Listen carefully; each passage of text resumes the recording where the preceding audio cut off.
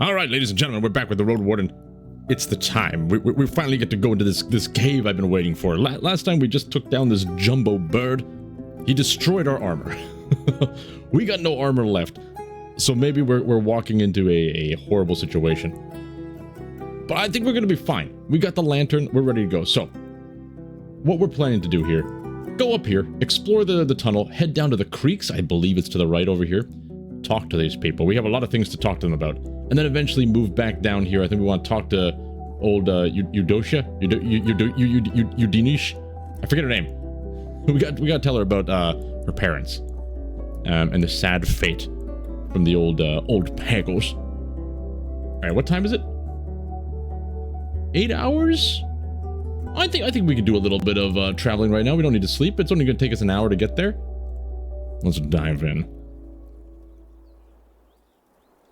Alright, let's go back in the tunnel. We've already started to explore down here. I remember in the right area there was a way to go up, I believe. We could walk up. And then forward this way, it looked like there was dead people. Or the tracks of undead. So, let's go to the animal pen first. Let's explore this area first. The air here is SHTIFF. I climb up the stairs, so this should be all new.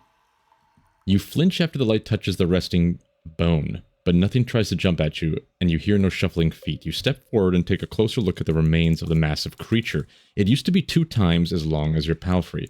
3 if you were to count the hind limbs. It resembles a bear, but its skull has no sharp teeth and is of a different shape. Interesting. Alright. Let's take a close look at the skeleton. The ribs of the creature are as long as your own trunk, though the age makes them brittle. You observe the long legs, horse-like head, and a massive stomach. You can't tell if you've ever seen such a beast alive, but surely not its trophies. A part that's uniquely sharp are the creature's claws. They could pierce 2 sides of your skull at once, as curved as a war pick and as heavy as an axe. And the marks on the walls perfectly match them. While impressive, they're too old and awkward to be turned into tools. Oh, that's it? Can't leave the chamber. There's really nothing else to do with the skeleton. I want to like take some of the bones, maybe sell it for goods, for meat. How's our food? We're filled up. Okay. Leave the chamber. We leave this chamber. All we can do is go forward at this point. There's no surprises. Continue to move forward. The stream has formed a wide pond. You stab it in a few spots, but it turns out to be only a finger or 2 deep. There's no sign of a bridge. I crouch and take a closer look at the water. Maybe we can bathe. Let's look at the water. It's clean. But the dark rocks and the lack of light camouflage its soft sand-like bed. You find a few fish bones and other remains, but with every step you disturb the sediment, further clouding the water. The water flows from your right to the left. Its trail is wide enough to follow, at least for a few steps, and so tall you can do so without crouching. What's the difference between... We're going to follow the water. We're going to follow the water. The cord is... You pick the cave ear mushroom. The corridor becomes less spacious after just a few steps, but you manage to take a good look around, moving both with and against the flow. The wet walls are home to worms, mold, and what looks like pale spiders, though with only 6 legs. It's a daddy long legs! One of the strangest named creatures in the world. It's daddy long legs. Among the commotion, you spot a cave ear sticking out of the wall, a familiar, though unfriendly mushroom, the creamy color distorted by your light. You grab your knife and cut away what seems like the least bug-infested chunk, and after wrapping it with a linen sheet, you wash your hands. The cave ear is used by some fighters to enhance their senses in combat. You may want to take it to an alchemist. Ooh, we could have used that against the bird. Too bad. Alright. We move forward. We're not turning back. The open door to your right leads to a narrow corridor. You take a further look down the tunnel. A cave-in broke the timber, blocking the path forward. Oh, we also got the hook shot or something like that. The climbing rope, didn't we? So we can scale the walls. I think we bought that. Take a close look at the cave-in. I walk through the door. I return to the stream. We look at the cave-in. We want to know what's caused this. Are there creatures buried beneath it? You push away a few rocks, making the roll on the floor, but the blockade is at least a few steps deep. It would take an entire team of diggers to get through. if it's possible at all. You climb up a bit and peek through a larger hole. Close to the ceiling, there's a weak light coming from the distance end of the tunnel. Okay. I wonder if we can get tools to eventually, like, break through this stuff. There's a weak light coming from the distant end of the tunnel, so there is an exit. I step away. I walk through the door. It squeaks. The corridor resembles the interiors of a fortress with flat, regular walls and a ceiling so low you couldn't ride through it. You reach another, much larger chamber, which seems to mimic the corridor's style. I enter it. The spoiled food and moldy planks make you hold your breath. The chamber used to serve as a dining spot with tables, chairs, shelves for mugs, and barrels of drinks.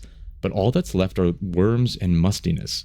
You don't see the furthest wall until you bring your light closer. The open door leads to a new natural cavern. Another closed door is in the corner of the room, opposite the one you came for.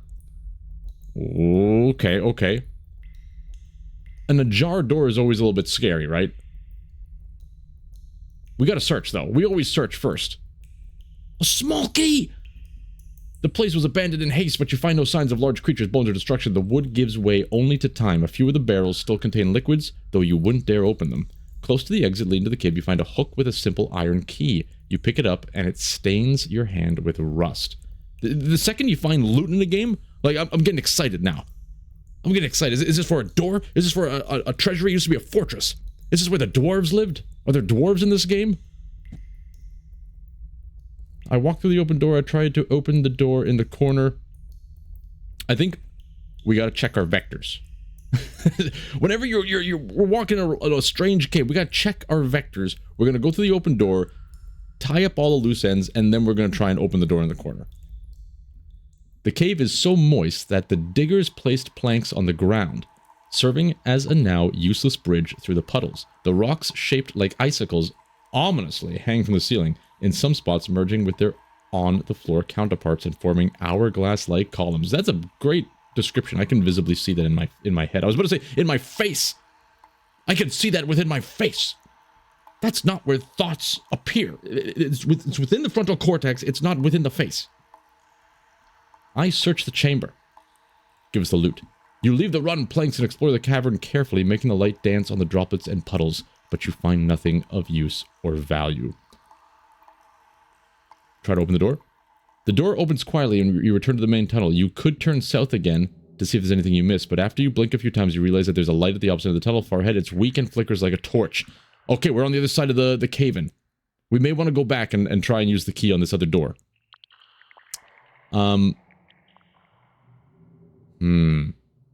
I do want to go south to find out if there's anything on the other side of this. Let's go back, though. Let's go back for now. Okay, back to the dining room. I try to open the door in the corner. The door gives way. The next room is also too large for your light to reach all the corners at once. The empty shelves, chests, and spear racks give you no promise of a hidden treasure. Damn it! But you also find a box with rusty nails. Rusty spoons. A cracked barrel in the corner, and a broken blade. If you know that reference, well done, and Godspeed. You could spend some time collecting these and other iron scraps, then sell them in a village. In the room's corner, you notice a wide sheet of moldy fabric that covers... I don't know why I'm suddenly talking like... Whoa, my brain just blanked. Christopher Walken. It blanked and it came back. I don't know why I just went into Christopher Walken. Anyway, you notice a wide sheet of moldy fabric that covers a large part of the wall. Sometimes that does. When you're reading a lot, I find with this game, the more I read, the more, like, my brain starts to jump between different ways of reading, because it's just like, it's too many words. It's too many words. I must do something. I collect the metal scraps scattered in the rooms. We're absolutely going to collect the metal scraps scattered in the room. Okay, we got 5 hours left. You struggle to dismantle the barrels and cut away the bits of woods attached to the pieces of iron. Steal after long while you prepare a decent clanging sack. For now, you move it into the dining chamber and leave it by the exit. Okay. I examine the curtains. What, the curtains? One day, all of this will be yours. What, the curtains? If you know that reference to, Godspeed to you lads. It's divided in the center, allowing you to draw it. Behind it, you find a tiny room, maybe 2 steps wide and 3 steps deep. It's silent, not as humid. The wall ahead isn't like the others. It's covered with red and purple bricks. I look for anything unusual. I hope Gordon's doing okay. The walls to your left and right bear a few iron hooks that could be used to hang cloaks, paintings, or trophies. The corners aren't too dusty, and there are no footprints on the floor. You inspect the brick wall further. In its center, at chest height, you spot a distinctive engraving. It's a winged hourglass, about a finger long. Wait, yeah, don't we have something like that? I was just thinking about that. The winged hourglass, it's hidden. It's common to wear such jewelry to demonstrate one's allegiance to the right. We absolutely are going to touch the shape of the hourglass of the pendant I own. You picked up a massive bronze key. It's a match. You fit into the grooves, then press. The brick moves deeper inside, then bounces back, allowing you to draw it out completely. In the secret compartment, you find a key made of bronze. It's as large as your forearm. Why did we have that necklace? Was that just like when we made our character or something like that? We chose something to do where we had some kind of faith, so we gained that necklace because we're a faithful boy? Is that it? Or did we like find that along the way? I have no idea, but I'm glad we have it. All right, what are we going to do with this? I bet you this big bronze key is going to open like the exit or something like that. I do hope so. Do we have a shortcut? I turn back and go as deep into the tunnel as I can. You can still see the light flickering at the... Oh, we go all the way back to here? Wait, did we miss anything? I think we got everything, right? Except our sack.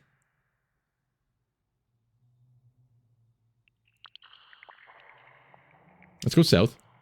You reach the other side of the cave and getting a good view at its size. You find a new door here. It's a bit tilted, closed, and soggy. I try to open the door. The small iron padlock won't budge. I try the key I found in the dining chamber. Oh, let's go. The padlock gives it the door. Let's sort of sigh. Oh, you opened me. Damn it. I was having a nap. And you entered a humble cave that's been turned into a storeroom. Your light reveals crates, a pile of timber, a stack of rocks, and another bricks. We got loot, boys! We got loot for days. We can live here. I think we're pushing our luck at the same time, though. This is a dank-ass cave. With it looked like it's abandoned, right? There's a lot going on here. There's a whole bunch of hooks for trophies. They're pointing that out multiple times in these rooms. Like, these people were almost like a group of monster hunters or something like that. Fascinating. Did we stumble upon the origins of the Witcher? By the way, Witcher 4 announcement. If anyone saw that, oh my god. There's okay, slight tangent. I shouldn't be talking about this, to be honest. But there is I've noticed there's a lot of divisiveness around the Witcher 4 trailer with like the appearance of Ciri and stuff like that. Like, this is not spoilers or anything like that.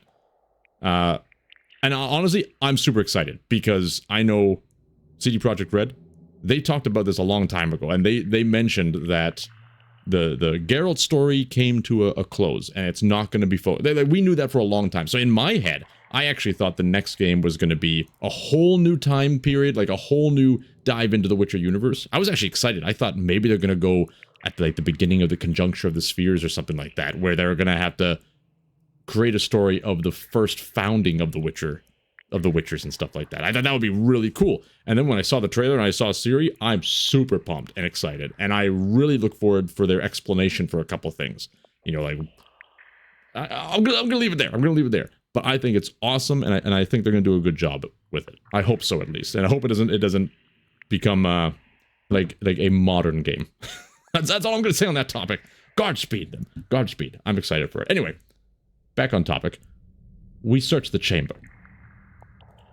You move the building materials aside, taking note of the somewhat dry timber. But the first thing of use you find are the tools stored in one of the crates. The crude axes, hammers, chisel, pickaxes, and digging bars. Look at all this great stuff. Antlers and bones. They're worthless. You move a few of them close. They're not worthless. We could have used those to like dig the tunnels and what we did before. If necessary, you'll know where to find them. So we keep getting this. We keep getting these little tidbits like, oh, we found a whole bunch of tools that are useless to you, but you know where they are. And then we get into these situations where it's like, oh, if only you had some tools to to rip apart all these things, maybe it'll be better for you. take the tools, damn it. Alright, I guess we walk outside. I'm guessing that all this stuff is being added, and then we're going to be able to use it in the future. Like, people are going to...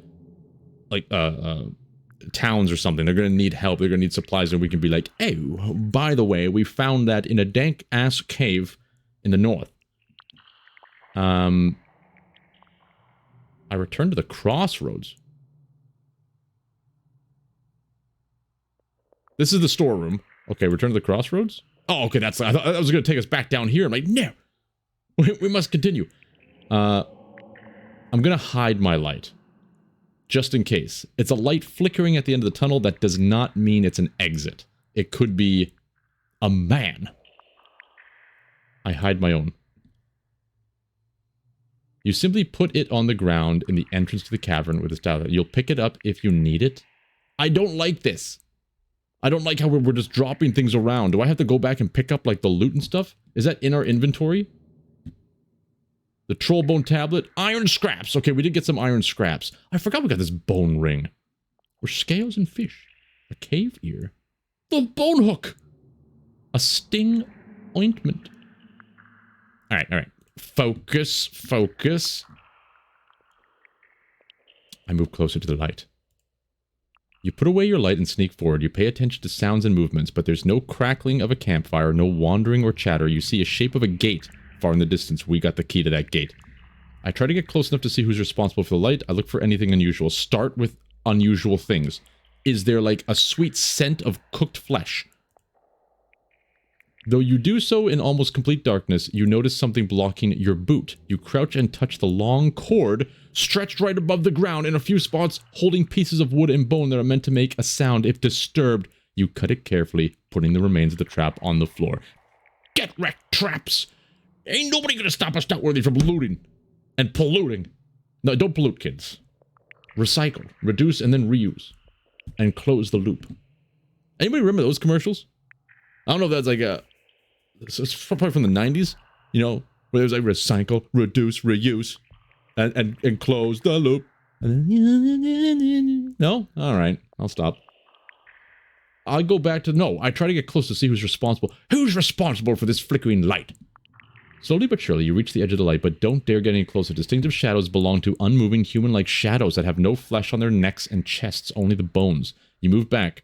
There may be 3 undead there, if not more. You could prepare some surprises in the tunnel to slow them down or even weaken them, but who knows how easy it would be to outsmart them. I better speak with somebody who knows how to set traps. Aren't we looking for capable trappers? I forget what their names were, but there's 2 of them we're supposed to be investigating. So one's probably going to be in this creek village, so we can ask them about that. I cup my hands around my mouth and let out a shout. I think we want to set the traps first. I want to do it just to see what happens, but I think we got to set the traps before we do something like that. We should be able to return straight to Gording at this point. All right. That was very productive. We got 3 hours left. Wait a minute. Can we go north from here? I assumed we had to go through this. It takes us 1 hour to get back to Foggy Lake. Sleeping there is going to suck. I don't know if we're going to be able to make it to a safe place before nightfall, though. 3 hours before dusk. Let's travel and see what is up here. The detour is not as smooth as the main road. A wagon could make it through, but even so, you have to squeeze between some narrow corridors, hoping no beast is going to jump at you from a ledge. You walk, leading your mount with an axe in your hand. In the middle of the road, after reaching one of the higher hills, you take a glance ahead. Even from here, you see the sun reflecting from the ocean, but there's also a pillar of smoke coming from the distant west. There may be a volcano somewhere behind the horizon, but you can't tell if it's part of the peninsula, or maybe a yet stranger land. Once you get to the other side of the mountain, you find the northern entrance to the tunnel, blocked by a large bronze gate, so tall and wide you're not sure if it's something you could open with your muscles alone. There's a keyhole as well, as large as your hand. Unlocking the tunnel will save me a lot of time, but what about the undead? I'm surprised no soul has tried to steal the door yet, or maybe someone tried but failed. Unlocking the door of the tunnel will save me a lot of time. This looks promising. You get a good look at the village from a distant hill. It's torn between taming the crags and succumbing to their whims. The gray boulders are like the rotting teeth of a giant sprinkled around by an ancient spirit. The carved cave mouths are covered with wooden doors. There are only a few windows, and you can only imagine how dark and cold the gouged out rooms have to be. The buildings and walls made of logs or stone blocks must be much younger than the caves. The impressive whitewashed keep standing on the top of the hill in the west could just as well have been built in the city. Smoke rises from both sides of the wild river. You see many busy souls as they go about moving tools, food, and timber over the bridge. Your arrival at the eastern gate causes some curious glances, but the only person who approaches you is a man who is sitting at a table, discussing something with a few elders. He's carrying a crossbow on his back and a long, rusty knife at his side, but doesn't reach for them. It must be a guard. I dismount. So it's, maybe I misunderstood this, but it sounded like a lot of these places seem to be more like poorer, but then there's this beautiful whitewashed castle in the middle. So there's definitely some disparity going on between the people and the nobility.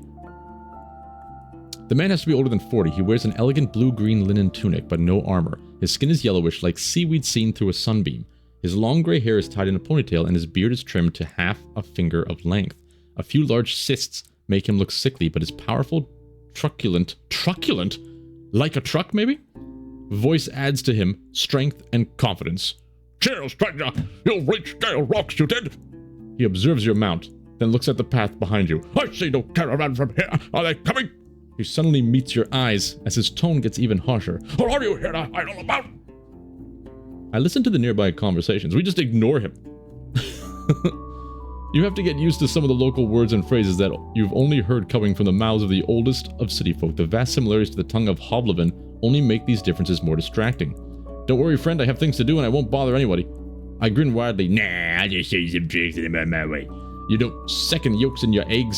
Second yolks in your age? Exhibits of fire? That sort of stuff. What are you talking about, Stout? I'm a Roadwarden. I'm here to solve problems, not cause them. Right, now it's you who's wasting my time. I have things to do. Trust me, I have enough problems of my own to seek new ones. I always like the distant one. This one always seems the more professional option. But I wonder how this really affects things. Like, if we're more aggressive, could that change the whole narrative of the game if we're aggressive to everybody? I'm a road warden. I'm here to solve problems, not cause them. Another road warden. Are all them parents in the south too dumb to teach their kids how to keep their fingers in their own pots? He shakes his head with exaggerated motions and looks at the elders at the table. A road warden, see that? Trying to cut the conversation short, you lead Gordon inside, but you're stopped right away. Leave it by the walls until nightfall, right? We ain't cleaning our roads after any drifters, bards, or adventurers. He speaks with growing disgust. Don't worry, we'll keep an eye on it. You tether your horse to the stems of a shrub, and the man nods with approval and turns around. Some people are really nice. You know, some places they're just like, you take care of the horse. But most cities, they're kind of like, yeah, we'll take care of it for free. Don't you worry. I don't really want someone to show me around. I'm antisocial. That's stressful. Can you tell me anything about the village? He stops in place and glances at your boots. Right, we fish, we salt fish, we sell fish. I kind of do the same. I like to catch fish. Our brave ones trade barrels for whatever we can get at the other villagers, but he shrugs. Not much else to it. You see, life here is slow. He then raises his eyes. It's almost dark. We have no inn, but go speak with Fulvia. She may have a room to spare, she may. Without another word, he returns to the group of elders where he helps one of them remove bones from their meal. You go to... Maybe there are some locals looking for a match in other villages. I must speak to Cassia for Dali. I should introduce myself to Fulvia. We definitely want to do that. But let's see what we can do before night falls. Anybody want to get married? Well, the vast majority of locals see this place as their home and even feel indebted. Oh my god, it's going for days. Look, I just wanted to know if you guys wanted to get hitched. We don't need everyone's life story. Paulus seeks a different path. He isn't even 20, but trained to work on the beach. He's strong, slim, and a bit loud. I can even hunt for fish if that's the only work left, he admits when asked about his plans for the future. I love how we're like, we're not just like searching for candidates, we're actually like interviewing them. I feel like we're on one of those matchmaking talk shows. All right, Mr. Paulus. You know, there's horrible creatures in the world, and there's poverty and a lot of difficult lives to live. What's your plans for the future? What is your version of a relaxing night out? I can even hunt fish. That's the only work left, he admits when asked about his plans for the future. Just not here. Not after all of them neighbors turned a blind eye toward my harpy of a mother. Oh, it's one of these children. He reveals the scars on his back. Okay, maybe... Left by Willow Withies. Okay, maybe he's got a case. He's got a case. I was just thinking, oh, he's one of these teenagers who are like, oh, my mother. She made me a peanut butter and banana sandwich the other day, and she refused to take off my crusts. What a witch. No, she beats him. You mentioned religion, and he shrugs without a second thought. I can do whatever, barring wicked spells. You make sure he means necromancy and blood magic. Right. All I want is a companion for the mornings and evenings. A woman with a kind soul. And if good winds allow us to be the mother of our children, I'm ready to work for them till I faint. He flexes his muscles. I'd gauge my arm for that. This one's a keeper. He sounds like a keeper. He's gonna work hard to support the family. All he needs is you know, that nice... You know what? We're on a little tangent here. Here's something that's really important in life. I think this is important for everybody to understand. It doesn't matter what your roles are in a family, if that's what you're pursuing. It doesn't matter what your family roles or your family jobs are. The most important thing is that at the end of the day, everybody wants to return back to that home. I don't care if you're a stay-at-home dad or if you're a stay-at-home mom or everybody's working. The most important thing is that home is a place that everybody wants to come back home to, where there's not a feeling of expectations and stress outside of what has already been agreed upon and things like that. So, for me, if you find somebody that you think you can accomplish that goal with, you're the most important thing you need to work towards is to create that space. You know, it's nothing worse than like coming back from a hard day's work and feeling like you want to like sit in the car for a little bit just to gain the courage to walk into that household. And I know sometimes there's cases to be made, like especially when you have kids, right? I haven't experienced that yet, but I know a lot of people who have, and I have nephews as well. And that process sometimes can be like, okay, I'm gonna just like take a 10-minute nap in this car, because I know once I walk into that household, it's go time. And that's a whole different thing. There's like, I think there's a joy to that, depending. But what am I talking about? We're here to play a game. We're here to play a game. I mean, go out there and create great things in your life. Where was I? Yes.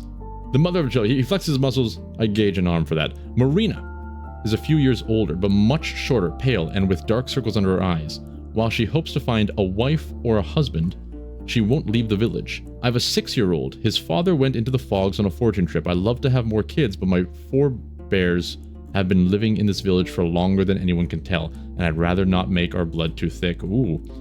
You ask about what sort of trait she's looking for. Someone kind, loyal, serious, and diligent. Well, I know somebody. We just met him. It's Paulus. What's wrong with Paulus? And diligent. No matter if they're a water carrier or an artisan. My own back is weak. It is. Suffers after standing for long hours. I help with fish smoking, cleaning, and foraging, whatever there is to do. When asked about her convictions, she looks at you as if the question is beyond absurd. I won't lie with a lad or lass that's a stranger to rights teachings. Okay, so she has that. That's a big one for her. And I understand it, I get it. But I think it's always good to be flexible with our understandings, because everyone has a unique life to live, and if the things that they want to focus on makes them a better person in the end, then all the power to you. All the power to you. I tell Paulus what I've learned about Timo from Howlers. He asks you a few additional questions, some of which are centered around Timo's face and figure, and spoken with embarrassment, then flashes you a wide smile. Right, she sounds dreamy. If she's in, I'm in. Let me know what she thinks about me. Okay, we're playing matchmaker. This is exciting. Okay, hold on. I gotta take a slight break to turn on the lights. It's cloudy, it's getting pitch dark, and I'm gonna get an espresso at the same time. Give me a second. All right, we're back. And guess what, everybody? This time, there was a cup underneath the spout of my espresso machine. We're not wasting any more. I made sure to prepare my brain before pouring that espresso. Anyway. I should introduce myself to Fulvia, the roomkeeper. We do need to do that. It's getting quite late. The gatekeeper. Why is why is that highlighted? The gatekeeper. I'm looking for someone. I could still learn more about the wares. Let's see if we can speak to Cassia for now. Finding her takes quite a few minutes. The other guards claim that she's patrolling the grounds around the village, but you find her sitting against the western wall. She sees you. She straightens up, greeting you with spread arms. An outsider in our delightful village? Her shouts make you stop long before you reach her. And how can I be of service? Do you need help with the bloodthirsty beasts? Are the treacherous bandits chasing after you? Have you lost your taste of life? Her sudden laughter makes the pigeons fly away. Speak, speak. She sounds suspicious. When you meet somebody who is overly candorous with you and wants to know if we're depressed, I think they're pushing drugs. I think this is a drug lord. Not that it's, well, yeah, anyway, delete. Heard you like to be a huntress. Splendid. As you can promise, we'll head to Portia for filling dinner first. I'm ready to leave first thing in the morning. Her voice remains loud, adding to her confident gestures and cheerful stance. She's wearing a decent gambeson, but it's lazily put on without tightening the straps and cords, matching her loose, dirty short hair. She's large, both tall and wide, but has a prominent stomach. The only weapon she's carrying is a club longer than your arm, and she swings it with enthusiasm. Her dark yellow eyes are as large as dragon bones, but you can't read much from them. She's a little too enthusiastic. I don't know, a lot of red flags for this one. Tell me about your talents. And where am I to start? She raises her club above her head. I can crush, I can smash, I can catch, I can dispatch. She takes a wide swing and steps forward. I tore out the first harpy head when I was 8, bare hands. She shows you her open palm, twice the size of most humans. Troll hand, sister they call me, until She hits the air between the two of you. Are you not satisfied with living here? We're going to continue on the topic. We're not going to start jumping topics around. Or are we? Or are we? Maybe that's the best way to interview somebody. When you're out there, you're interviewing someone for the job position. If you're just asking a series of coherent questions, then they're going to be able to follow that line of coherent thinking, giving you coherent answers. That's not gonna help you in an emergency situation. You got to throw random topic changes at them. So what is your greatest strength in the field that you are applying for? Oh, I believe I am able to work under pressure. There's a dog! It's biting your light! What do you do? The sky is falling! The sky is falling! How would you handle a coworker that has a problem with you? Those are the type of quick questions that you gotta throw at them. If they can navigate through that, you hire them with open arms. Fighting is one thing, but the wilderness takes cunning. You catch the glimpse of her hesitation when she narrows her eyes, but she soon returns to her loud self. Are you this eager to hear the tales of my deeds? Want me to tell you how I lifted the curse of blocking the mountain trail? Pardon me? Or how I led them saurians away from the pier? Without me, this place, she kicks the wall next to her, would have fallen long ago. Look, I've been in that mountain pass trail. I've seen the cave. There's a couple of dead folks still in there. That means you're doing a half-assed job. You may have, cured some kind of curse, but you left those people alive. You half-assed it. When you take on a job, you finish that wholeheartedly until the last pebble has been strewn. Is that a word? Strewn? I think it might be. Are you not satisfied with living here? Great home, great people, she assures you. Great fish and salt, but the beasts, the space to grow? She moves her right hand in front of her eye, holding her the thumb and the index finger just slightly apart. Tiny! Before I ask you to go anywhere, I want to hear what your tribe has to say about you. Suddenly she looks down and clears her throat, then points at you with her weapon. You ain't saying you don't believe me, do you, stranger? I don't believe you. Before you respond, she bursts into laughter. I guess so. We are a busy tribe. I better not hear you causing trouble around here. Cheers. She says the last few words while being turned away from heading to the top of the nearest hill. So she seems very confident, which is good. She seems to be a great person just to shoot the shit with. Very, very great as well. But it gives me hesitation. The other guy, I forget, I think he was a lot less confident and people kind of had bad things to say about him, that he's kind of he's not really a capable human being.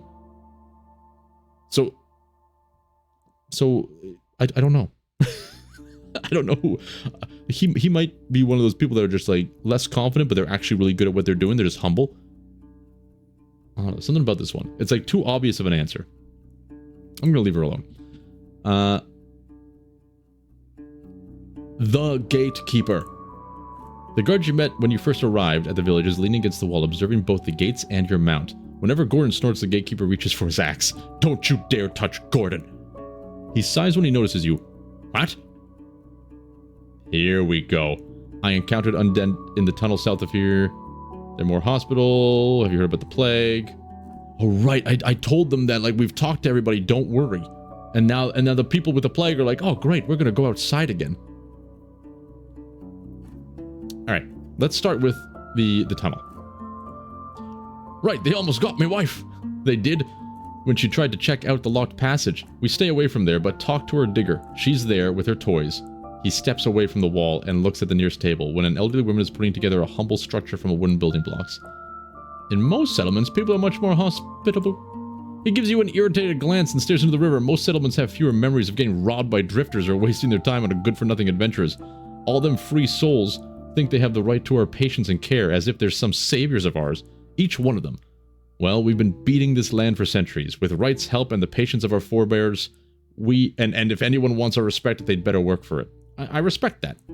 When you notice that getting away with theft must not be an easy task, he answers slowly. Don't get any weird ideas, outsiders. It's easy to disappear in the hills or at the crossroads. We've got to be vigilant more than our allies, the stonecutters at Old Pagos. They can let themselves get more open to strangers. They have neighbors, gentler roads, and less of a wall to defend. That's fair. Speaking of Old Pagos... The plague? His voice is close to a shout, and a few people glance towards the two of you. The guard grows pale. Better take it to our headwoman, Warden. We are planning to trade with them. We were. Were you ever working with Cassia? Who's Cassia? Sounds very familiar. Damn it, we don't have her in our humans section. Alright. He stops you with an annoyed grunt. What did she do this time? Getting no answer, he waves... Oh, Cassie, isn't that the girl we're researching? Yeah.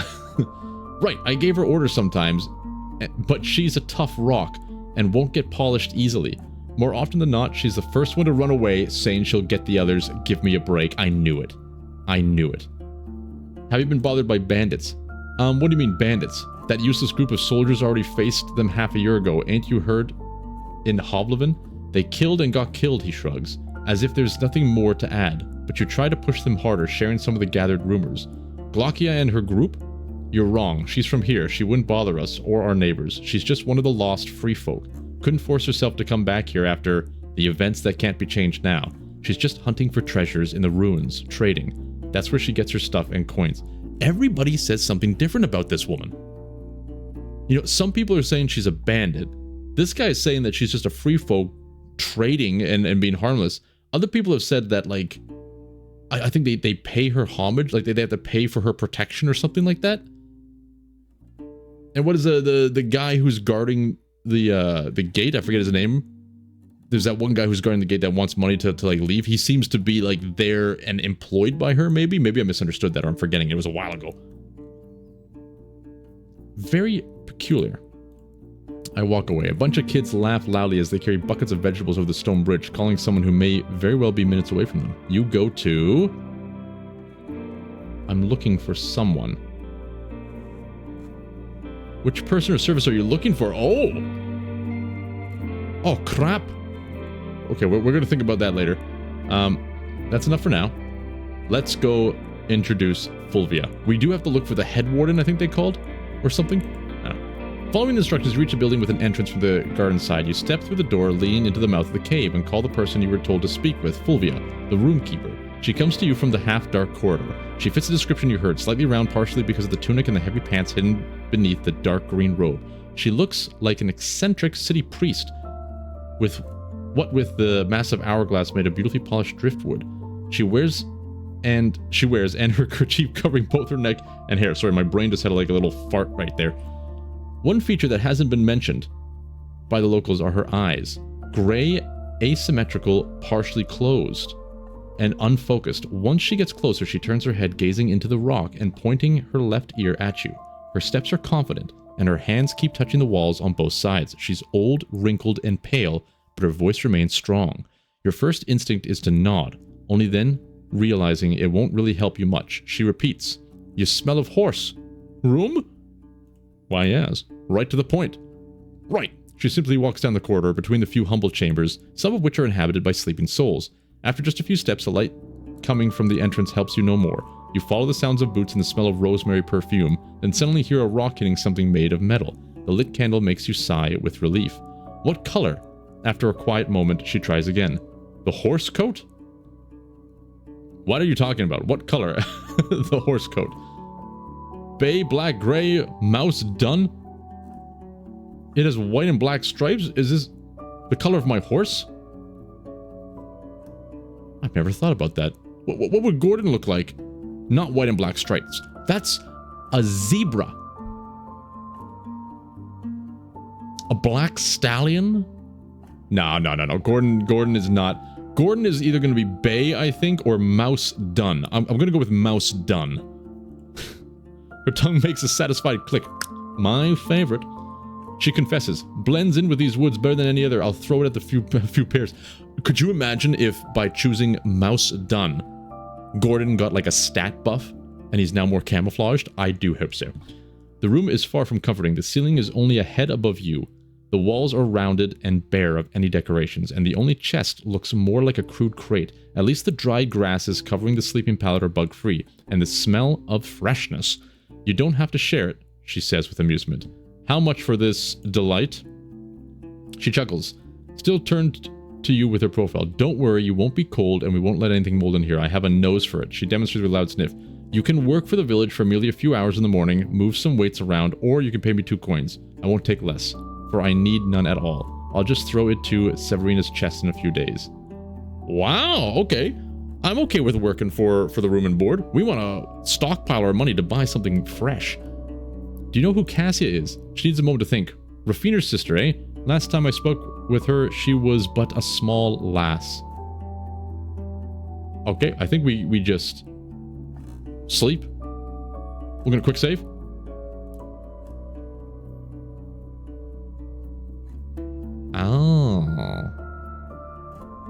Oh, so we don't. I thought we would get the health boost if we're doing the labor. In return, she requires an absurd payment or half a day. Half a day of your labor? Half a day? I thought she was being nice. Jesus. And we lose... We're already ugly. But we're losing 3 pieces of food? Okay, let's actually balance this out. So, for 2 gold... We're saving 1 piece of food, and we're gaining a heart, and we're gonna have a full day to work and travel afterwards. It might actually be worth the gold. Half a day, because food alone is gonna be like at least 1 gold. Maybe we got a lot of food to be fair. Actually, we're kind of running low. I think I'm gonna actually pay the rent. Damn you. Damn you, woman. Oh. Sneaky bastard she is.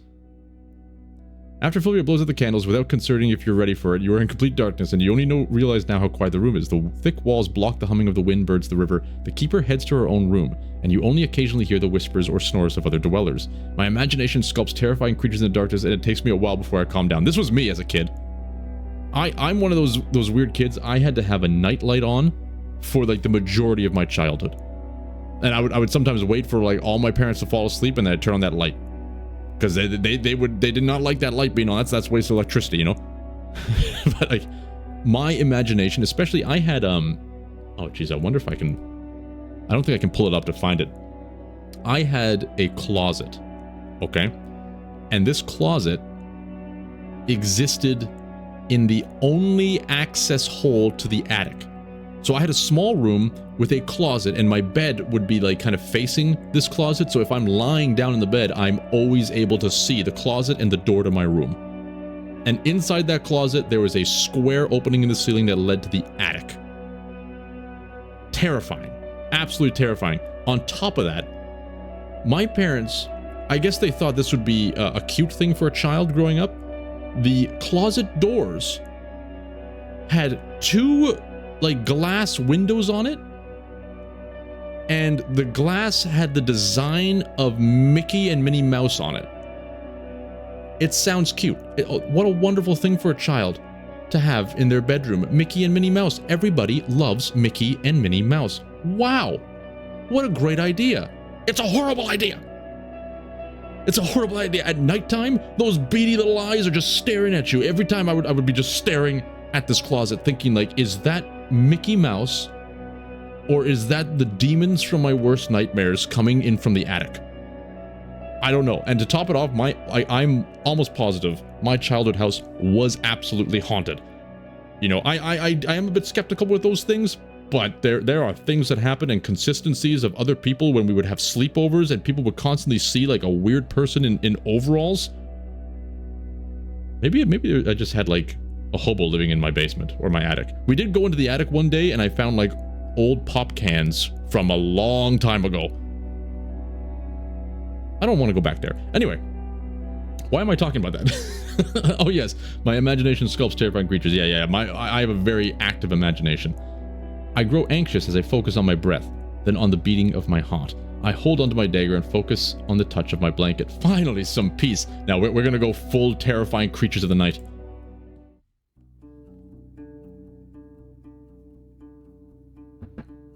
You're surrounded by darkness. You quickly gather your things and leave the room without a word from the keeper, who's sitting outside next to the open door. The village is hurriedly preparing for a busy day.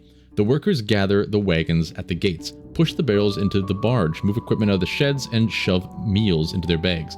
The alleys aren't much calmer. The overseers are waking up for their crews and discussing their goals and plans. The only souls that can afford a longer rest are the children and the elderly. The locals avoid your eyes, yet you could swear you are watched wherever you go. Okay. I am looking for somebody, and I forget what they called it, and it's probably too late. +1 Numa. Interesting. I guess our character doesn't really have Numa, but I guess resting you can recover magic. That'd be really cool to see how the game plays differently if you have the Numa. Very cool. Oh, maybe it is still here. Where was it? Headwoman. Better take it to our headwoman.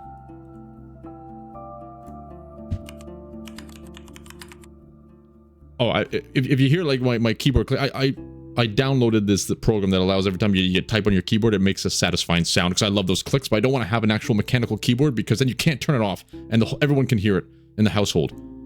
Headwoman. Our headwoman is in the keep, says a young basket weaver, with legs too short and thin for her to stand on, but she's not very patient with strangers, she's not, or with loud neighbors. You thank her with a nod and head to the hill on the western bank, walking past the big kitchen. The steep path leads through an open, unguarded gate. As you look around the yard, you notice a few pigeons running around, keenly observing by a pet griffin, tied to a wooden beam, some drying underwear. Some dry... My brain like froze for a second, like, what did I just read? The underwear's alive?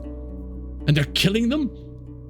Some drying underwear hanging from a rope, a spiked flail leaning against the wall carelessly, and a knocked over bucket lying in a puddle of water. The place may be messy, but it is not impaired in its function. Preparing it for defense wouldn't take longer than a few minutes, and judging by the wall walk of the bailey, it could stand an attack from a large squad of soldiers. The current state of the place makes you think of Hoblivin, whose stronghold yards are temple walls are often surrounded by small peddlers, a few of which are even allowed to set up their stalls. As long as they don't hinder anyone else's tasks, they are allowed to pursue the scarce scraps of open space. I look at the keep. The bright walls stand out from other structures in the village, and as far as you can tell, the current layer of whitewash is still fresh. There must be at least 3 floors inside, enough space to contain more than 100 people, though without much between them.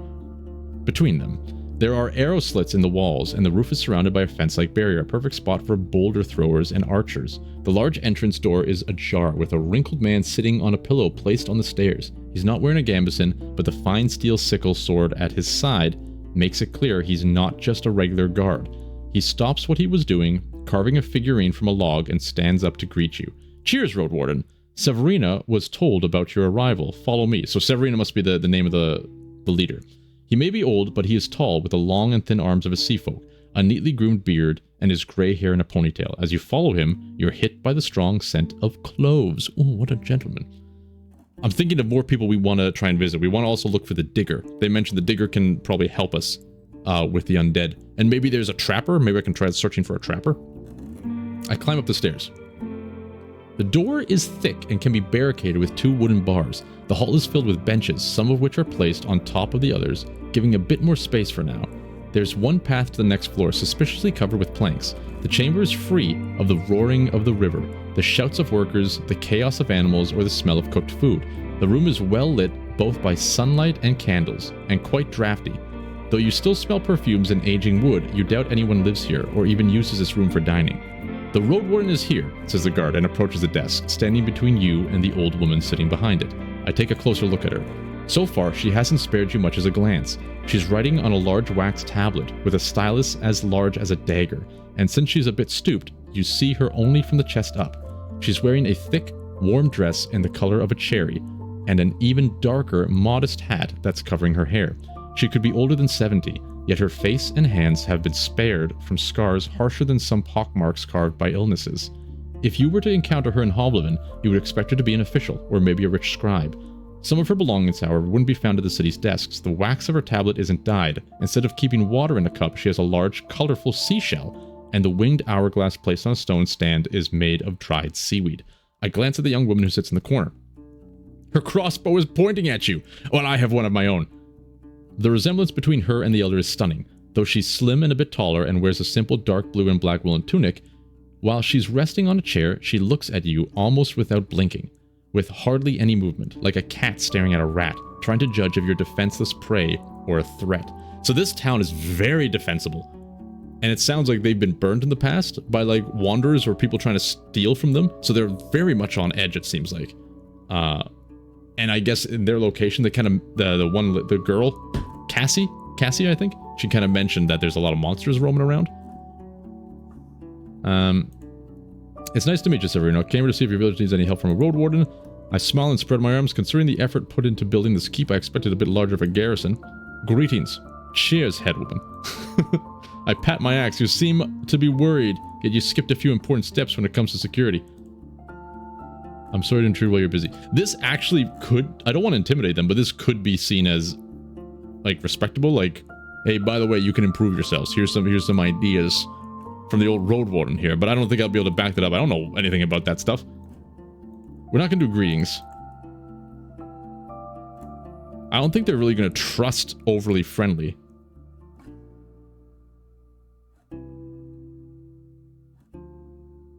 I'm leaning towards... I don't want to be distance for this one. Like, friendly could try to show them that we're okay. But I feel like being a little bit more playful might be more trustworthy in this situation. But everybody so far has been very, very respectable. Like the old man, they all have the smell of cloves and everything like that. They're, I shouldn't say respectable. They're all like milking me for money and stuff like that. I'm gonna go with this one. We haven't really been playful too much in this playthrough. Let's try. She freezes for a moment, then scowls at you with her violet eyes, with lips twitching from anger and fingers clenched around her stylus. You've spent merely a few breaths in our village and think we're interested in learning how you judge what we do and how we do it. You try to explain that it was a joke, but then welcome with a long, awkward pause. Speak what you must, outsiders, and scat. Well, that didn't work. The one time we're playful, and it completely backfires in us. Her accent is not as thick as that among the younger villagers, keeping a shadow of the years when the guild had tighter ties with the peninsula, but since she has no teeth, you have to think for a moment before you recognize some of her words. She puts away her stylus, takes a deep breath, and clasps her hands on the desk, observing you like a hawk. I'd like to go inside the watchtower standing at the eastern road. The village of Old Pagos is struggling with a plague. What are your thoughts on Cassia? Okay, there's a lot of stuff we need to talk about, and she doesn't like us. Let's start with Old Pagos. Maybe we can kind of heal things over by saying, all right, we were just having some fun. Now let's talk about serious business. Your friends are dying. She looks at you, at the perfumed man who's standing with an open mouth. You glance at the crossbow woman, who has lowered her weapon. The headwoman, still without a word, leans forward and rests her forehead on the back of her hand. Her guard tries to speak, but she looks at him with sorrow. Let me think, she states, and after less than a minute tells him to gather the council once your meeting is over. In an odd way, even though we got off on the wrong footing, I kind of respect this woman. She is business. You know, that's a horrible thing to find out about, and you're currently trading with them, and it's like, we need to immediately deal with this situation. I like this. They're getting the job done. Okay. So we gave the news. That's building trust. Do you struggle with any bandits? We're going to offer our help first before we start asking questions. She looks at the guard then around her. Have you noticed where we are? We're safe enough to fight a dragon, and if there are any bandits in our woods, they eat nothing bearing timber and worms. Whenever we trade, we send groups of 10, 20 souls strong, enough to push away a few footpads. Yeah, these people are awesome. I want to live here. I'd like to get inside the watchtower standing at the eastern road. What are your thoughts on Cassia? The thought I'm bearing right now is that I'd rather not spread rumors about those I look after. Respect. Her annoyed eyes contradict her calm voice. Can't you bother the elders with such questions or speak with Petronius? Petronius! Did we already meet Petronius? Notes. New note. Petronius in the fish village. Digger. Trapper maybe? Alchemist? I'm thinking of all the people I can look for in the village. oh, merchant. We want to find a merchant. Jesus. All right. Maybe I will. My patient runs short outside. Several gestures for you to pause. Are you sure other matters can't wait until tomorrow? There's something else we need to discuss. We need to. Do we now? Oh, okay. I shouldn't be wasting her time too much, I think. Nothing about thoughts. I want to know about Astarion, but I think she's just going to say, like, the same thing. I need to trust you more.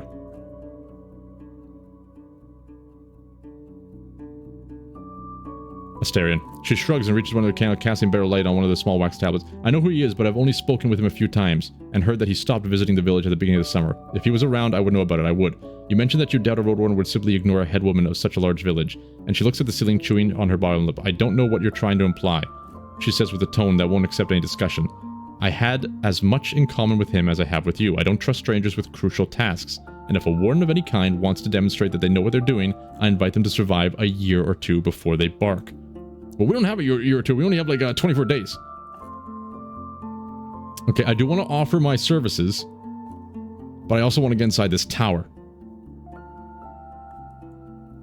She and the perfume guard said, why would I give you a key? You mentioned that looking after roadside shelters is a part of your responsibilities, and she smirks, raising her hand slightly. Ah, you don't say. We're not an old Pagos. One's duty means nothing here until a soul proves they can be trusted. All right. All right. What do you want us to do? She runs her eye over you, then frowns with as much of a hint of subtlety. Show me first that you're worth something. Work with our fishers. Find someone seeking a messenger. I don't need a stranger before autumn, when we'll trade for winter grain. Okay. What can you tell me about the tunnel? I can tell you that the venerable digger Iuno will tell you more about it, and you want to hear she will. Before the war, it used to be crossed every 10-20 days, enough for us to keep a garrison, but with how little it has now, I'll be mad to ask any of our youth to throw themselves at the beasts. Okay, if we fix this tunnel, she's gonna respect us. She glances at an open pouch that's lying just nearby, with a few dragon bones sticking out of it. Her toothless grimace is hard to read. And don't offer me your services to merely get rid of the awoken.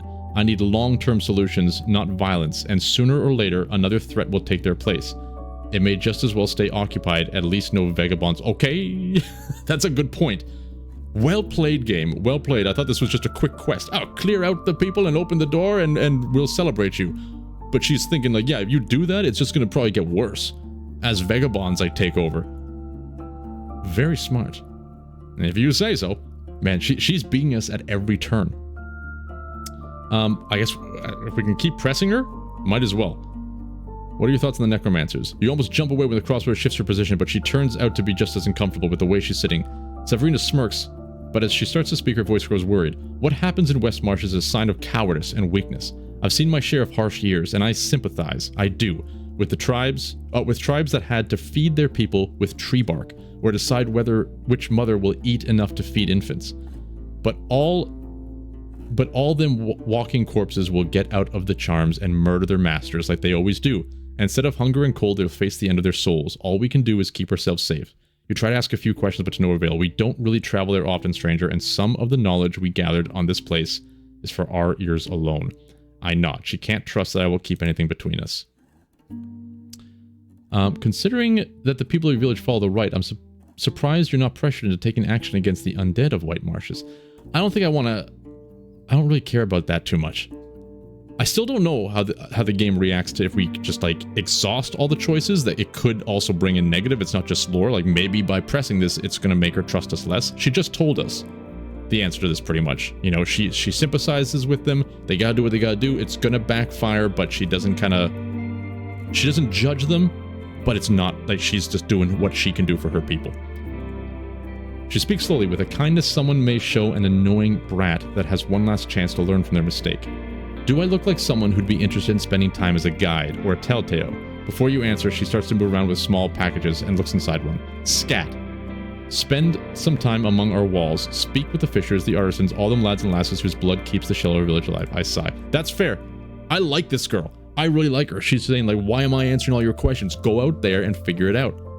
And at first I thought this city seems like the person here is going to be, like, stuck up. Almost like a rich noble person who is actually abusing the people, because they're working their asses off and looks like they're living in mud houses and she's living in this big whitewashed place. But she's actually saying they're the workforce. They're the ones that are keeping us alive and they're working hard every day. So I'm not going to disrespect them by just talking about them. Go and figure it out for yourself. I like this place. This is good. We're going to quick save. Farewell. Oh, and that gets logged. Awesome. I'm looking for somebody. The digger. The locals explain that the centuries-old caves need a little work, and the humble fixes they put into the walls and sheds are taken care... Before I keep reading, this is also... I like the game design here, because the leader is so forcible about us going in there and paying attention to the people, and the only way to talk to people is to pay attention to what people are saying. So, like, we know to go find the digger or to go find the headwoman because of the people's conversation. So it's almost like this weird little nod to the gamer to pay attention to the people and seek them out. We're not just gonna give it to you. I think that's kind of neat. That's kind of neat. And the humble fixes they put into the walls and sheds are taken care of whenever such a need arises. After a few minutes of chatting, one of the children leads you to an elderly woman responsible for looking after the condition of them buildings. The digger, called Iuno, already wrinkled, gray-haired, and slightly stooped. Am I the only person who struggles whenever I see like a capital L or a capital I? And I never know, is it an I or an L? I'm pretty sure that's an I, though. I always have that problem. Or like if it's a lowercase L. Especially like as a supply teacher. So if you don't know, that's a teacher that travels around different schools and helps classrooms where teachers get sick and stuff like that. Sometimes you get notes left for teachers and they give you like a YouTube link, but it's written on a piece of paper. There's no electric copy of this. So then I have to like log on to the school's computer and physically type in this link. And if you see a freaking capital I, it could be a lowercase L. You have no idea. It's very stressful. Get rid of that system. Get some serifs in there. Alright. She's seeing at the Isuke plays in Billion Blocks. She spares you a look and leans back, resting against the wall, then crosses her arms and critically observes her toys. Cheers, stranger. I have time. What can you tell me about Kazuya? Ain't she one of the guards? I don't bother with kids' problems. She looks forward and makes a telling nod. Speak with Tatius there. He trains with every fighter in our tribe, he does. Tatius. I think we gotta keep notes of all this stuff. Okay, oh, I never confirmed it. Tatius. Confirm. I was told you're the one who looks after the local construction works. That's pretty much it, right. She glances at spread wooden blocks. Every few springs or summers, I gather a crew to build something new, or rather replace an old hovel with something fresh. but most of the days I make sure that roofs don't fall in on our heads, and that the cribbing in the caves ain't too moist. Then the Coopers help me, or a bunch of fishers. She gives your axe a look, then reaches for her much smaller hatchet and shaves one of her toys, slightly narrowing it. For centuries, there's been merely one digger at a time, and this custom serves us well. It does. I look to learn more about the tunnels. A digger is an unusual name for your trade. Did your crew build that keep on the hill? Must have taken many years. I'm with the merchants. Do you have enough building materials for your needs? Well, we found a bunch of materials in that place. Let's start with that. Well, let's start if they're the crew that built it. She looks in this direction. The whitewashed walls make it look brighter than many clouds. We started when I was only a teen, still learning from the previous digger. Her voice is full of pride. There used to be a humble watchtower there with tents around it. Now we can all stay locked inside thick walls, but also shoot arrows from the wall, roof, and windows. You ask her if the keep has ever been used by the locals in combat, and she suddenly grows disheartened. You would be surprised, you would. There are tales of dragons, pirates, and bandits, but all of those happened before the war. Those lands were different, though I can't exactly say how. A digger is a strange name. And what would be a usual name in the city? A builder? After your shrug, Iuno grasps one of her wooden blocks like a dagger. Our forebears used to dig in rocks, widening the caves, and it was a name with great honor behind it. When I look around, she does so as to prove her point. It reminds me of our long path, from hiding to thriving, and on the surface, she can't hide her smile.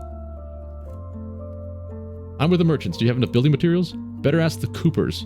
They struggle with timber. The good thing about digging in hills is that we always have enough stone. Our rocks are crude, but we don't need to sculpt. Just pile them on. She turns a few building blocks into a small wall. Ask the Coopers. We're noting out of our minds. Edit. Coopers.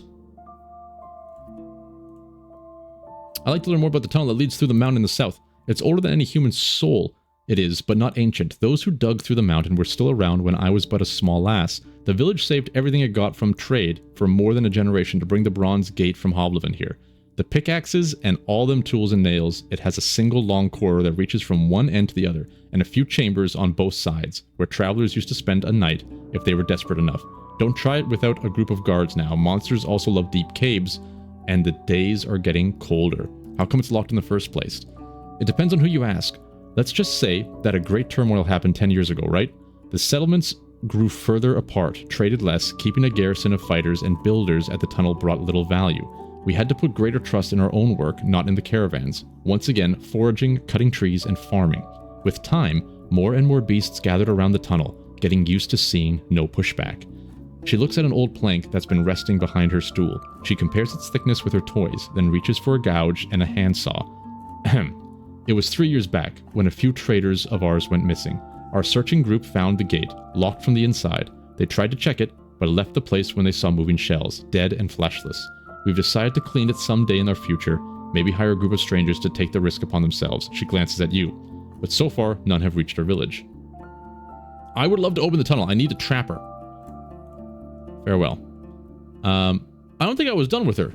Iuna the Digger. Damn you. Alright, we need to look for somebody. Cooper.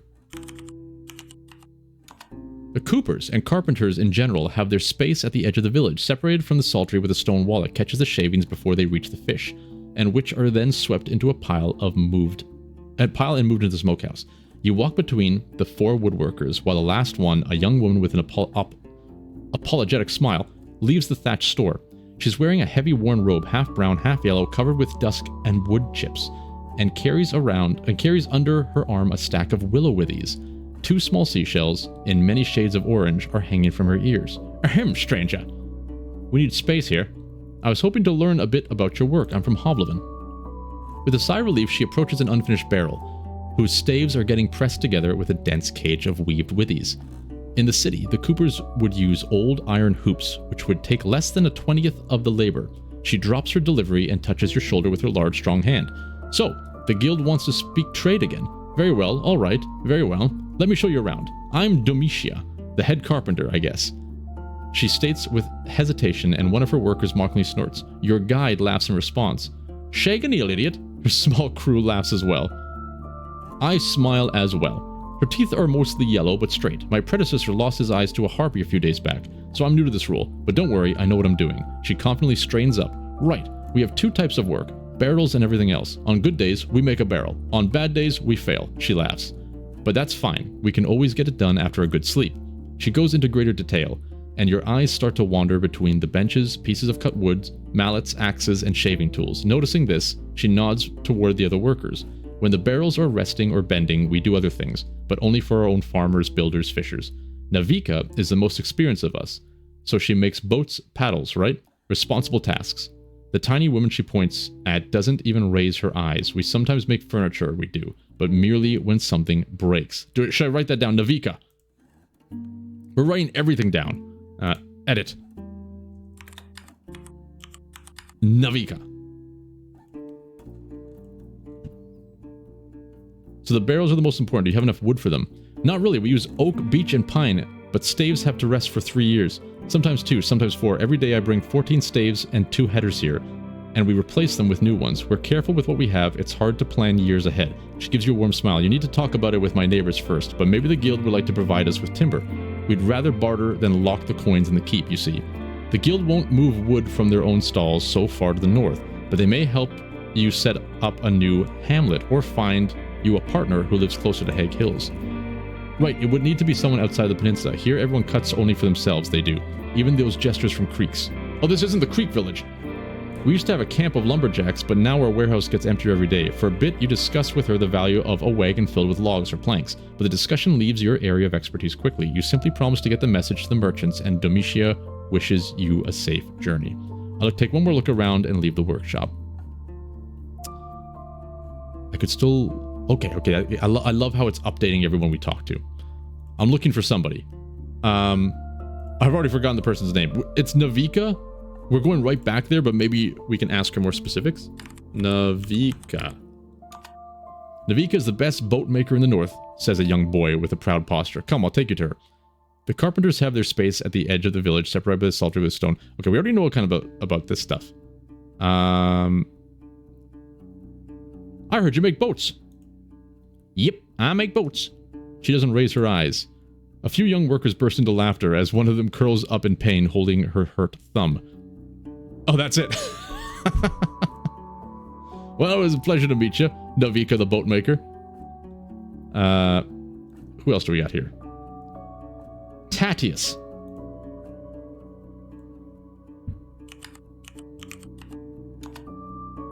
The outer armory is right next to the eastern gate, but you are led behind it through the fence gate to the training ground. You are introduced to Tatius, a muscular man who's walking in just his pants, displaying his muscular chest and arms, tanned and hairy, and his dusty, dirty feet. His teenage pupils, oh, they're all teenagers? Gathered on the trampled ground, also wear no boots and wear old, torn tunics with marks of blood and scratches both on their clothes and skin. The man is looking through a few toy weapons gathered in a barrel, a wooden sword, a few spears, and their tips wrapped in rags, and similar-looking clubs. After your arrival, the man throws a spear to one of the younger kids, tells the others to get to him like mad boars, and soon after, you hear painful thud and cheerful laughter. He then offers you vivid red cherries, maybe the last ones this season. He may be just over 30 years old, yet his wide shoulders, unusual height, and straight posture make even his kindest words sound like a threat. You need something from me, Roadwarden? I'm looking for better equipment. Trade us! And you came to the wrong village. We don't sell anything. We've stored at our army. We need those for ourselves. When you mention Dragon Bones, he looks away at the fighting kids and orders them to divide into 2 teams, letting the assaulted spearmen rest for a bit. And what am I to do with dragons? Buy blades? He chuckles, while Fake is loud and moves his chest up and down. After you insist that he may want to think if there's nothing for an axe user such as yourself to find here, he puffs out his cheeks, thinking as he exhales. You know what? Come, take a look. And you, he looks at the teens. A few minutes of rest, don't lose any eyes. You go back to the armory's door, and after a few breaths, the man shows you a kite shield, so large it could cover half your shell with ease. It's a gift we received, but we don't use such a shape. It's too weird for us. You can buy it if you wish, or maybe you'd like to grab some quarrels if you have a crossbow. We have enough of those. Let's discuss the price. You're not used to using it in combat.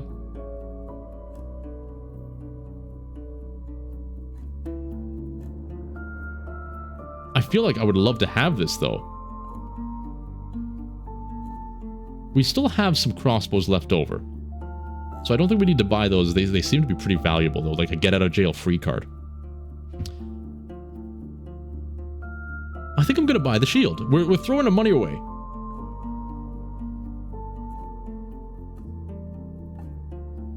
You're not used to using it in combat. Was there other classes?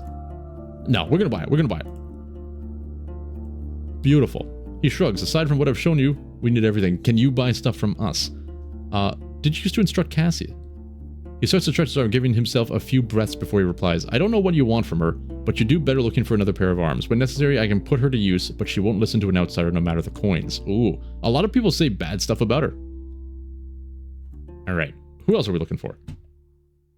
I want to look for a merchant. Sometimes the scroll...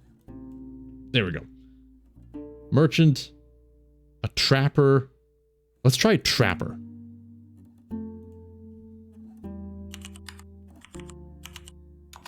You either don't find them, or I can't understand you. Thank you, game. Merchant. Is there a different kind of merchant?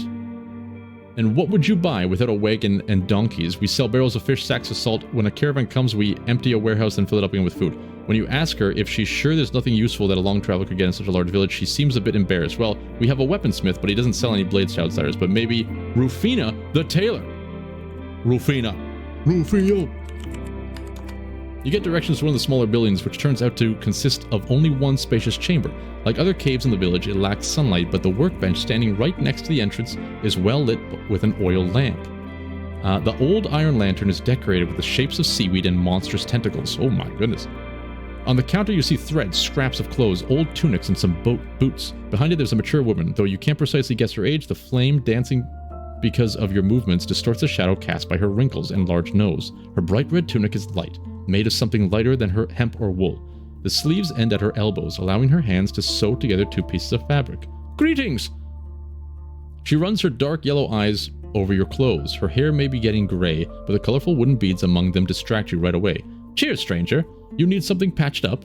After you nod, she looks deeper into the store. Good! As I'm better at fixing tears than making togs. Take a look. Indeed, while there's plenty of shelves and cupboards covered with pants, tunics, jackets, robes, hats, boots, and bags, many of them seem old, or made from 2 or 3 combined pieces of garment. We buy outfits from other villagers, explains the tailor, maintaining her bored tone. And as they get worn and damaged, I turn them into something new. Ooh, so this is where we could buy that expensive clothing and probably sell it here for profit. My neighbors walk in and put on whatever they feel like wearing, but I ain't wasting our fabric on outsider. Maybe you'd like some jewelry? When you mentioned you'd rather take something useful for a traveler, she hesitates. Well, if you really need, I can pack you some old tools of mine. They'd help you fix your armor and togs without anyone's help, though it ain't as easy as you would think. Let's discuss the prices. We already got that. A sewing kit. Oh, I think we have to do this one. We don't need this, or we can work for it. Ooh. But we can get 2, I think, just from cleaning ourselves normally. So I don't know if we do this and clean, can we get to 3? Or like, do you have to do this upgrade after you already clean? And then it gives us a bonus. A sewing kit. Everything you need to patch your outfit when torn. This would probably help give us more cleanliness. Oh, I would love to be able to patch it ourselves. We need 9. I think for now, it's kind of like wasting the money. But I feel like we need to have some of this ready to go.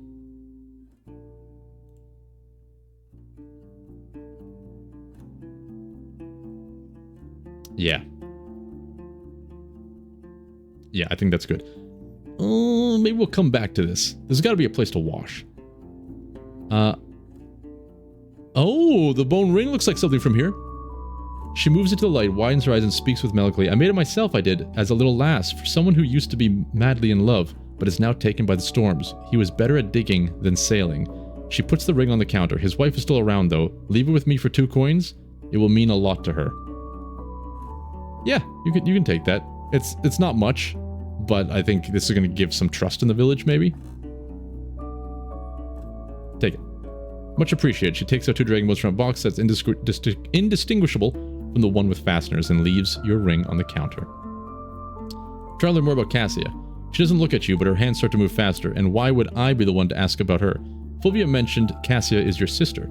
She puts away her tools, leans away, and meets your eyes. You try to hire her for something, alright? She's difficult. Taught herself lies, said with a strong voice and confident chest, can take one far. But that ain't a good path in a tribe. Like all souls, she has good sides and bad sides, but is too afraid to admit the latter. You chat for a few more minutes. While the tailor's words are harsh, she can't hide the sadness in her voice. You try to hire her for something, alright? She's difficult. Taught herself lies, said with a strong voice and confident chest, can take one far, but that ain't good for... She has good sides and bad sides, but is too afraid. So I don't know if she's saying it's like take the risk with her, because she's saying like you try to hire her for something, and I think she's just saying like she's a difficult one. Everyone is speaking bad about her. Thanks, I'll head outside. Okay. Who else do we want to try and find? A trapper? Did we try trapper? I feel like we tried trapper. Alchemist. I doubt there's going to be an alchemist here, but I'm looking for someone.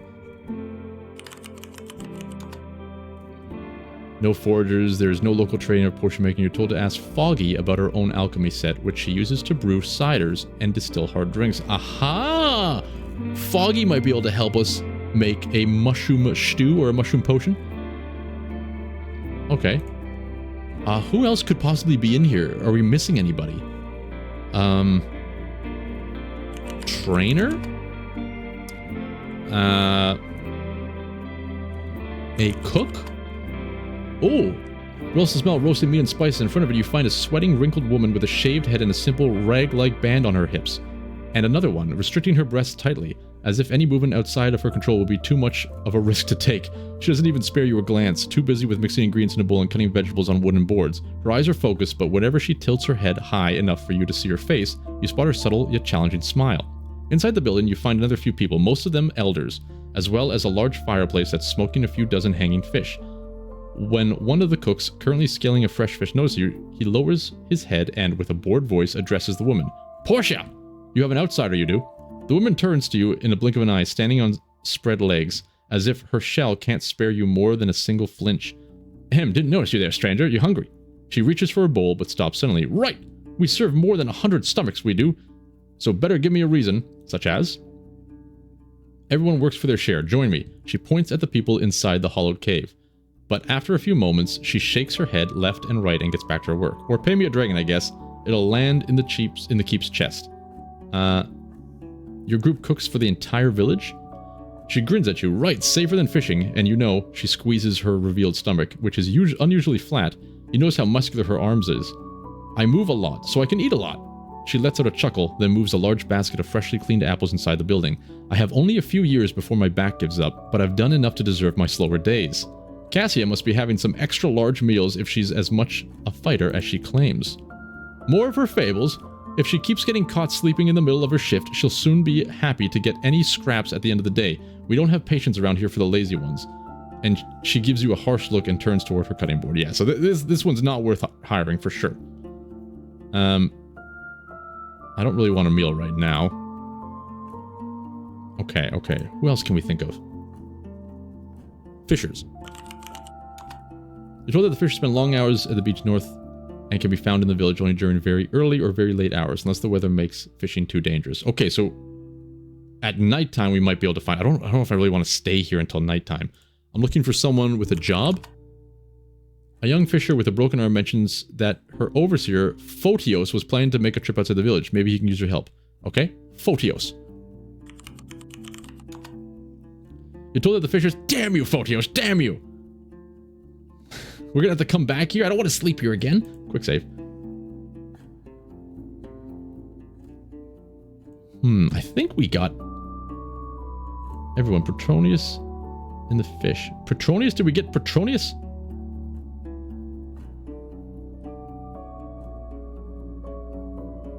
Petronius.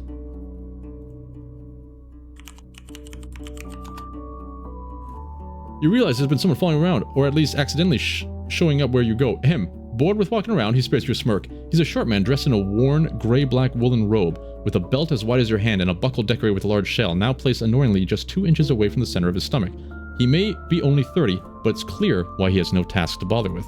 His fingers are paralyzed at unnatural angles, spread like an osier tree's branches. While he's capable of moving around both of his arms slightly, they are constantly bent both at the elbows and the wrists. He's wearing no boots. I've got a few questions. Do we gotta pay him? Oh my god, he's the Wikipedia. I know, he nods for you to follow him and leads you to the orchard, where you stay in the shadows of a cherry tree. Right, he looks around, scowling at the nearby kid who instantly turns around and gets out of sight. Name's Petronius. I can be your guide. His soft voice is close to a whisper. 1 coin, 1 question. He looks at the small leather sack hanging from his neck. No backsies. You decide my answer ain't worth it, you stop asking. Damn it. I was told something about old lumberjack Hamlet. I've heard something about your neighbors getting robbed by strangers. Fulvia isn't just any elder, am I right? How do I get on your neighbor's good side? What kinds of artisans can I find in the village? Who in the village can sell me some decent equipment? Do the locals struggle with bandits? Who here may know something about Asterion? I think I know. So this seems like if you can't piece it together yourself, he'll tell you exactly who to question. So is Cassia trustworthy? We've already kind of done that. I was told something about an old lumberjack Hamlet. That could be valuable. I've heard something about your neighbors getting robbed by strangers. That could also be valuable. Fulvia, we've talked to Fulvia, I think. Haven't we? I may have to search her name. We know who's going to give us information about Asterion. We don't need this one. Why do you need coins? Why? He clears his throat and straightens up, though it doesn't make him much taller. Why don't you pay first? Does that count as a question? Touché, game. Touché. Well spoken. Alright. I don't really want to give him any money. I'm not paying you. Okay, the gossipy's there. What was her? Fulvius? Oh, damn it. What was that? What was that woman's name? That's enough for now. Let's go to Petronius. Fulvia. Fulvia. Okay, I'm not paying you. Fulvia. The keeper doesn't acknowledge your arrival until you call her. After she leaves the dark tunnel, she says nothing, waiting patiently. I leave the cave. The keeper. I've already forgotten who that was, and it doesn't seem to pop up here.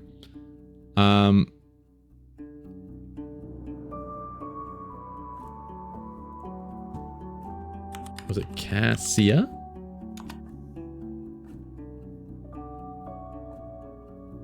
No, there's proof that she's a slacker. Okay, I wanted to talk to her about what people were saying to see if she had like a case for it, but it looks like not. That's enough for now. Okay, I don't think I can think of anybody else I need to look for. At this stage, except to talk to the fisherman. Oh, maybe we spend one more night here. Let's see, where can we travel? We can go further north. Very interesting. Oh, where was a trapper? Do we have to go all the way back down to the Pelt of the North to hire trappers? Or can we try and deal with this ourselves? Maybe Foggy Lake, because we were trying to trap. Right, we were trapping that bird. So I bet you if we go back, return to Foggy's Lake, we got some stuff to talk to her about like brewing potions and stuff like that. Maybe we can hire them or get them to help us to deal with this old tunnel. Very cool. Okay, I guess while we're here, we might as well head in this direction, see what's there, and then come back at nighttime. And then maybe we can make it here. It's going to take 2 hours. I'd rather sleep here than sleep there, or we can sleep there and just pay, or do some work instead. I think that's our best bet. Let's see. And then we'll probably have to end the episode after this. The roars of the sea reach you first, and then the cold wind of the light. There are hardly any shrubs nearby, and as you ride downhill toward the white and gold beach, the sunbeams hit you with full force. The sea here is not like the one from Hoblevin's port. The harbor and waters most people see during their busy days are full of life. Ships, warehouses, traders, dockers, and of course, there's Sickle, the barrier island that provides the city with its lagoon, but also serves as a home to dozens of species of birds, monkeys, and rodents. For most people, the sea is never silent. But if one travels to Sickle and looks west, or embarks on a boat and sails away, there's yet another view, a very different one. The never-ending blue, the emptiness, the humming waves, the monsters swimming to the surface just to take a breath, not even interested in the wooden vessels. Many say that if one jumps off a ship with a heavy stone, they will drown before they touch the seabed. Here, however, the water can't be separated from the rocks that cut through it. Like a swarm of mushrooms in a dark forest, their shapes and sizes vary, but it's their number that makes them unusual. If you were to name each one, you'd have to make up at least half of the names. There's no doubt where the name of Gale rocks comes from. The stone piercing through the surface of the water are shaped like beast fangs, and if they're asking the ships to dare and test their strength. Where it's possible, I keep to the greener parts of the beach. Sand is awful for the hooves. You follow the sharp turn to the right. The road remains broad enough for carts and wagons and avoids the sands, letting Gordon trot without disturbances. The grasses to the east and south are short, and hardly any shrubs have managed to oppose the harsh winds. The human activity you witness is intense. A large barge is resting on the river, immobilized by the ropes and wooden posts, and you see a few people foraging at the beach and the grasses. Even more people, most of them without wrinkles, are gathered at the pier, where they prepare their boats and nets, and talk about their plans for the following hours. You reach the end of the beaten path, getting to the stone-made pier, just next to a small dolmen-shaped shed. Only the door seems to be fairly new, and you don't doubt that both of the structures have been repaired many times in the past, crumbling under the touch of waves. Head to the fishers. Oh, maybe we can talk to the fishers here instead of waiting until nightfall. You approach... Yeah, there he is! You approach a group of workers standing in front of the shed. Photius is there, one of them tells you, and points to the tallest man, dressed in undyed wool and linen. He's discussing something with a group of workers, but as you head in his direction, he nods for you to join him on the side. His outfit is heavy, appropriately so for someone who spends long hours under the hits of the cold onshore winds. The massive leather boots, thick tunic and pants, and the heavy cloak now held under his arm make you wonder if he'd even be able to swim. Like most sea folk, he has long limbs, almost no facial hair, and ears so flat they are hardly noticeable. His neck draws your eyes. It's covered with marks left by the burning suckers of sea monsters. As wide as your finger is long. Below these scars, he's wearing a pendant made of a fist-sized black beak. He speaks first with the strong and confident voice of a young man, no older than 25. We don't really sell any catch on our own. Maybe ask our smokers or the cook. That's fine, I was hoping to speak with you. And who are you exactly? After you introduce yourself, the man raises a corner of his mouth in an angry grimace. I won't have much to tell you, Roadwarden. Like my neighbors. He looks at the nearby fishers. I struggle with day-to-day living. I do, not adventures, and even less so outsiders' schemes. How does Cassie do? His eyes there. I used to, now I don't. Such are the things. She's an annoying lass, but that's about it. Do you have any work for me? Work? What do you know about fishing? You mentioned the docks of Hovleman, but I have a few questions about fishing nets, boats, and winds. It's clear you don't impress in this conversation. Teaching one how to work with us takes time, effort, and rescuing those who fall overboard. You ain't a kid of ours, so if anything, it should be you who pays us for sharing what our forebears have mastered. You explain that you can fight better than most, and that gives them an idea. Our guards stay at the village, so we always move in groups and waste time securing the beach from harpies and saurians we do. We could put 3 more souls on the boat and keep you on the beach. You guard those not fishing with the nets. What's in it for me? How much do you want, stranger? He responds carefully, and you spend a few minutes discussing the details. Right, you'll get a meal and 2 coins for a peaceful day, and another one for putting your life at risk, he summarizes, but you must be at the beach soon after dawn. I think it's supposed to be dawn. While we're preparing our boats, and have enough strength to convince me you'll be more of a help than a bother. Are you sure you don't need help with something that would fit my skills? I spend many hours on the road. You know what, outsider? There's something you could do for me. You can't really ruin it by trying. I need you to help my daughter, Phoebe. Seeing your look, he raises his hands. Don't worry, she's fine. Merely spellless. For generations, my family used Numa to lure fish and hold our breaths. But no matter how much she practices, she can't cast even the tiniest spells. There's something wrong with her soul. He pauses, and his voice grows pained. She's my only child, and I seek no new wife. I want her to have the choice to do whatever she wants, and it breaks me to think she won't have a way to follow my footsteps. I don't know how I can help you with that, buddy. His eyes are absent. A few years ago, our traders were at the home of this weird enchantress by the Eastern Road. Aha!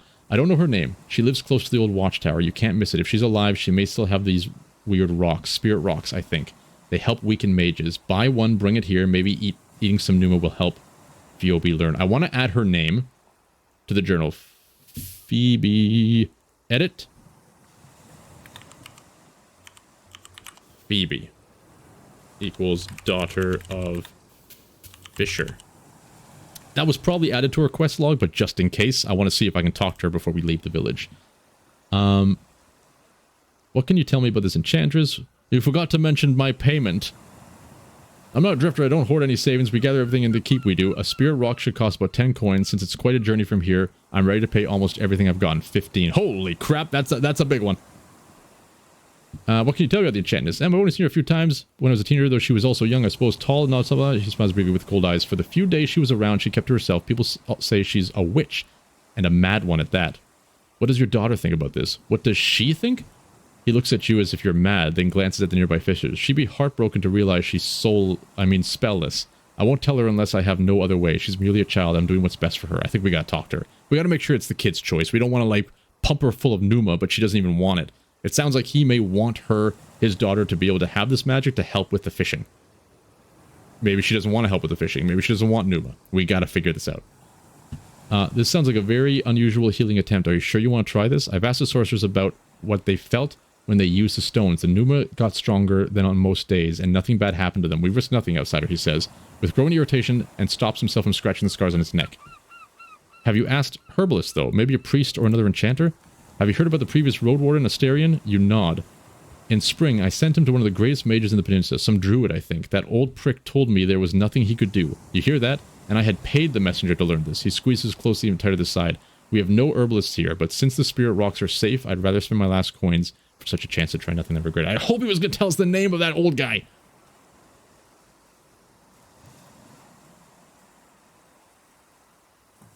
I don't want to, like, commit to it. It's going to be a little bit risky. Why would it be? No one has ever been hurt by the previous stones. Yudosha herself told me the stones will likely kill any shell that can't hold the stone's Numa. Aha! She said this after he clears his throat. He squeezes the monstrous beak on his chest, and courage returns. Then you've spoken with her, and you know she's crazy instead of chatting with people. Just bring me what I'm paying you for. Okay? Yeah, he's ulterior motives. He doesn't care about the well-being of his daughter. Need any help with fishing? Okay. We're dirty as hell anyway. Work for 2 or 3. This seems awesome. Let's go. We need that money. We lost some armor. But that means we got more money. All right. A large sword tried to get inside the shelter, lured by the smell of fish.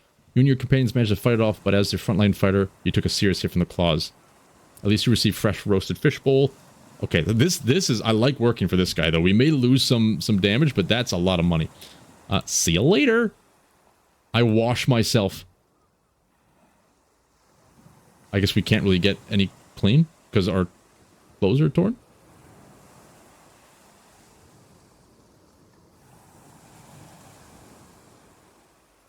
Okay. All right. Quick save. We're going to have to stop here. What are we going to do next time?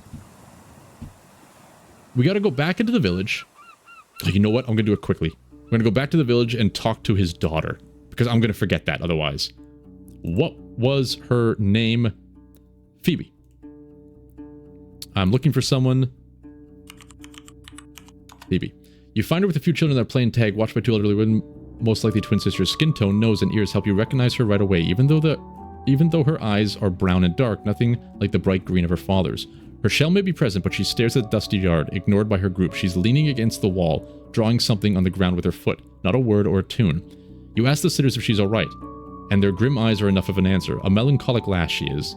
You ask if you can talk to her, explain that her father has been worrying about her lately, and they invite you with a gesture. I approach her and introduce myself. The conversation goes on for a while. You try not to be too obvious, but she also seems to be just as worried about strangers as her father is. Finally, after a few minutes of your chatting, and her vague one-word responses, one of your questions lands. Don't you want to play with the other children? One of the teams lacks a player. I ain't good, she states, and after a long pause, simply adds, at games.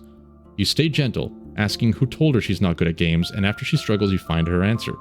You ask about the first part of her statement. My father, she admits. Ahem. He's saying I need to be better. It's a confidence issue. It's a confidence issue. The father's pushing her too much. I don't like this guy. But he's paying me well. What made him say that? The conversation starts to go smoothly. She has a vivid recollection of many evenings spent with her father trying to charm a fish, as she calls his spell. You put together the key phrases of her stories. She's not trying enough. Her mother would be sad. She shouldn't do this to him. She better does better if she wants to eat. Yeah, this guy's an asshole. Would you like to be better at spells? She doesn't respond right away. Maybe, she says, if it makes Dad proud. An irritated grunt of one of the sitters makes it clear that's enough. I'll look for someone else. Confirm. I'll look for someone else. Sitters. Okay. Yeah, I definitely do not want to help her. She just needs to get away from her father. Yeah. So, okay, next episode, we're probably gonna have to find some shelter and sleep. Maybe we can make it to Foggy Lake. We can before we sleep. So we should head there, talk to them, get some information. Maybe we can get the trappers, clear out this cave. Eventually, we have to head down to Yoshio's for a lot of different things. I'm happy we're collecting more things to do there as we go, and then continue. The game it's getting so interesting. I really like this city and how the gameplay is working with this city. How you really have to be more investigative. Investigatory. You need to be investigating things. Anyway, I hope you guys enjoyed the Roadwarden. I think we're getting closer and closer to finding out the mystery of Asterion and where he vanished to, and maybe making some good differences in this world along the way. Until the next one, enjoy whatever you enjoy doing, and we'll talk to you guys then. Ta-ta for now.